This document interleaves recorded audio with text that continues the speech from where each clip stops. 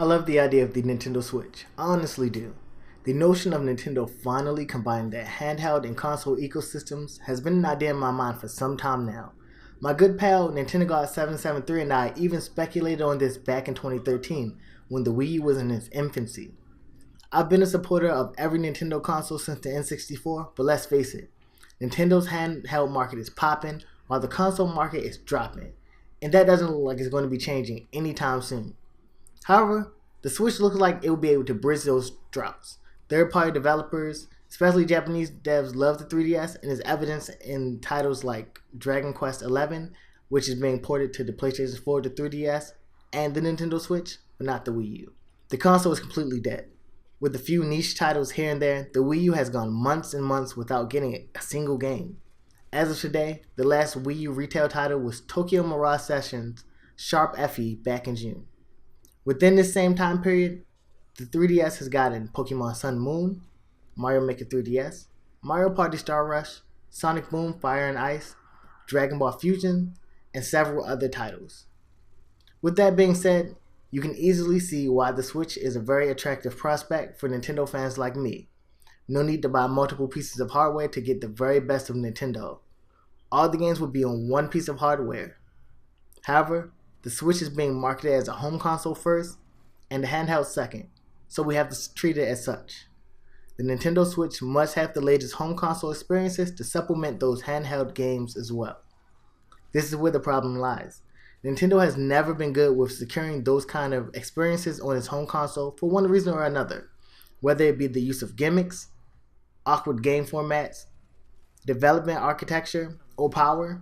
Nintendo has generally failed in at least two of these categories in every home console generation since the Nintendo 64, and it has become more evident in each generation with a decline in sales.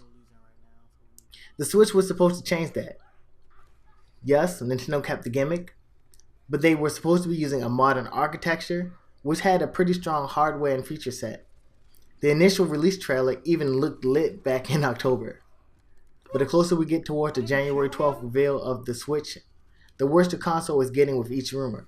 It's actually beginning to be more and more like the Wii U, and subsequently dead to any hardcore fans of Nintendo, and especially anyone that doesn't like Nintendo in the first place. What are my parallels to the Wii U, you ask? Developer praise, but not many announced titles? Check. Concerns about the gimmick? Check. Hardware rumors that denote that it is much less capable than consoles releasing near it? Check. The fans continually damage controlling about these shortcomings? Check. The list actually goes on. It's creepy how with each rumor it's starting to sound more and more and more like the Wii U. The new spec list, which is actually kind of old, definitely take the cake now. These rumors effectively show the Nintendo Switch running last generation Maxwell architecture, although Nvidia stated it would be industry leading, and at a lower clock speed than the chips is supposed to be based off of. I was cool with a 720p screen in handheld mode. I was good with 4 gigs of RAM, but the fact that the Nintendo Switch isn't even reaching 1 teraflop of power in 2016 is extremely disappointing. Based off these specs by Eurogamer and Lord Kate Dale, a lot of fans have pegged this out to be more like a new Wii U Pro in terms of power, just with an easier to develop for architecture.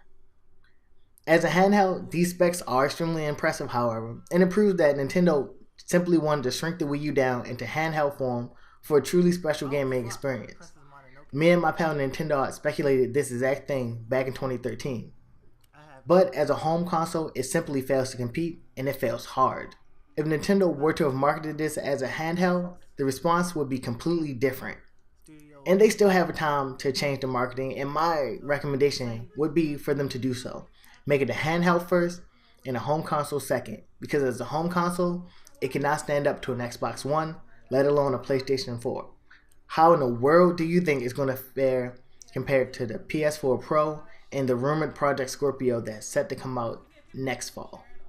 Unless we are horribly wrong about this, or in the case that we are not and the Switch seems to go viral like the Wii U, I can honestly see it not being very appealing, just like its older brother. It's similarly following down that same path, but only time will tell if it actually meets the same fate.